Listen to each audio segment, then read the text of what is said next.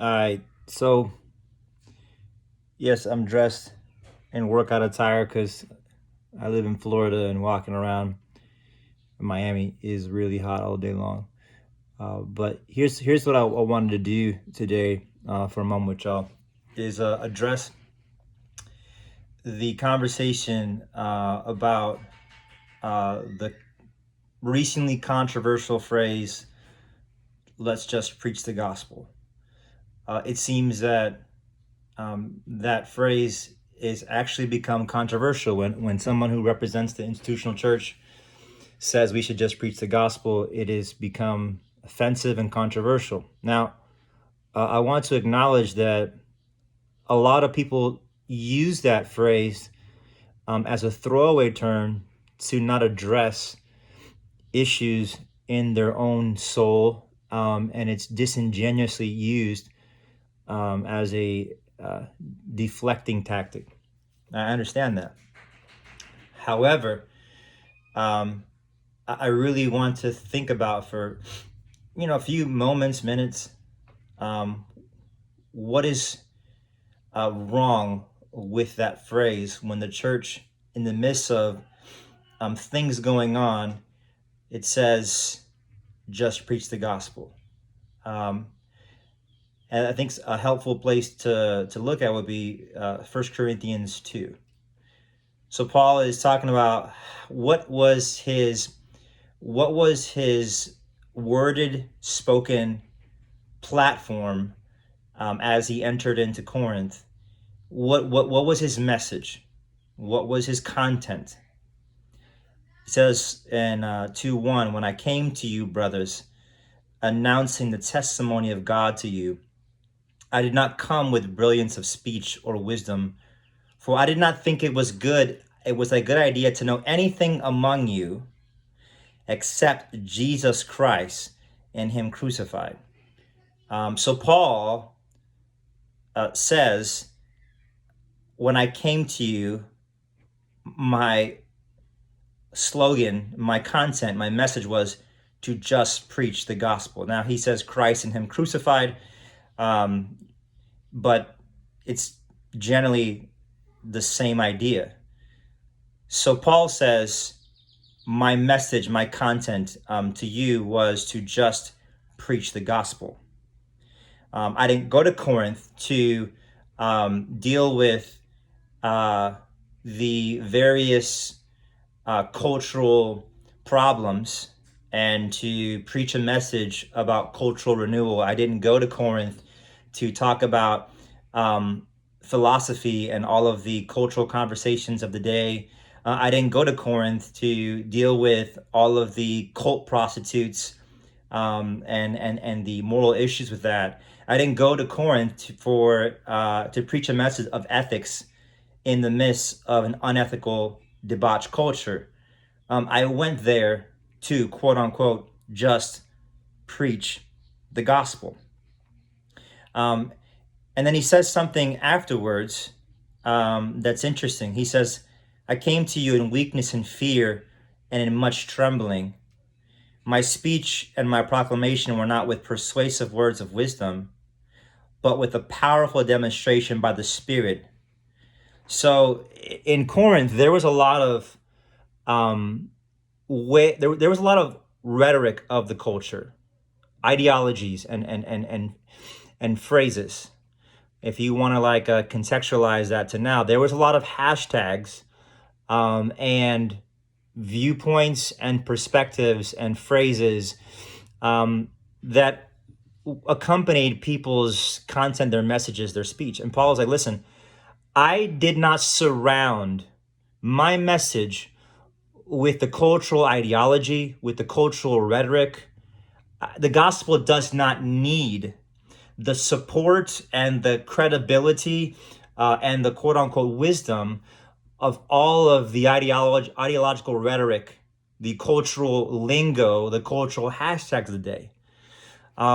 The cross is efficacious and powerful in its raw simplicity. It doesn't need all of this persuasive cultural terminology to legitimize it. And so I think what we're seeing now, in many ways, it's been like this for a while, but I think what we're seeing more in this season is that the wisdom of the cross, or the quote unquote, to just preach the gospel, it needs all of this cultural lingo and rhetoric to surround it, to persuade, to make Christianity compelling. In order for the message about Jesus and his crucifixion to be compelling, to be persuasive, to be legitimate, it needs all of the cultural hashtags and ideological phrases of the day. And so I'm not going to be specific because I don't want you to think that I'm talking about one particular group of people.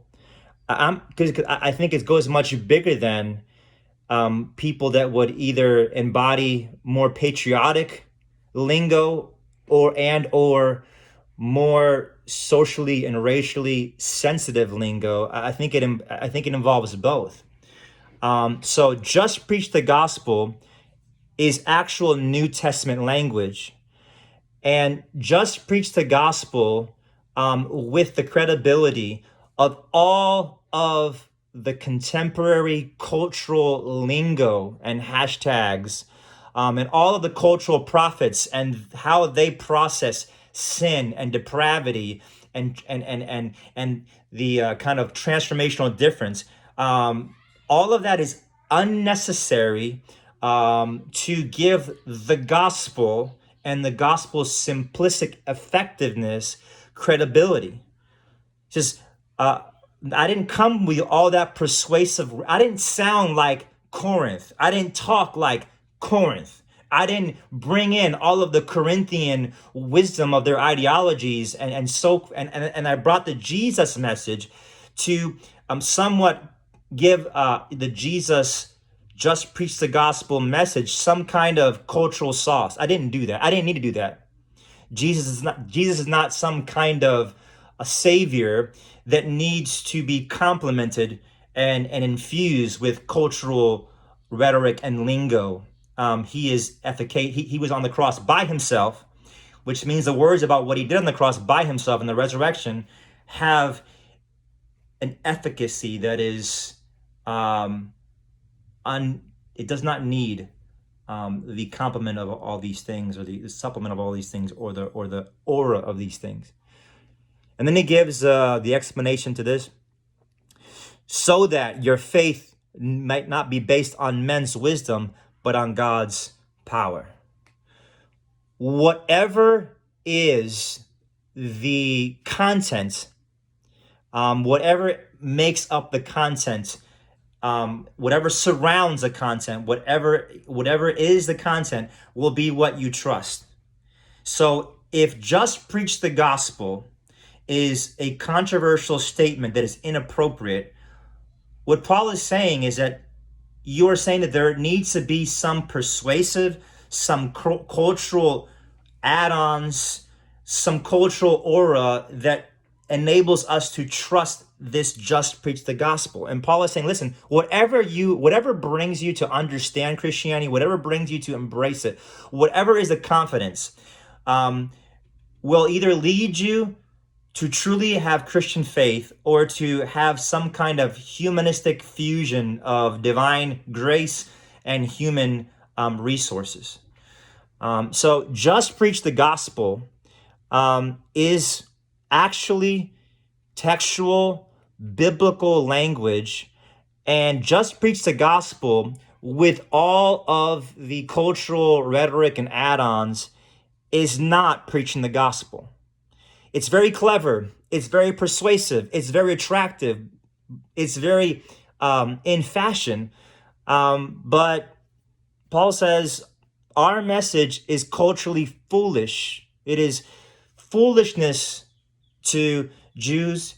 It is foolishness to Gentiles because it doesn't speak from their cultural categories that make sense to them in light of humanity's so-called abilities and cleverness.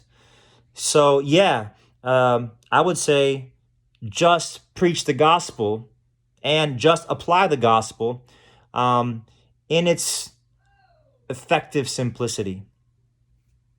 Peace out.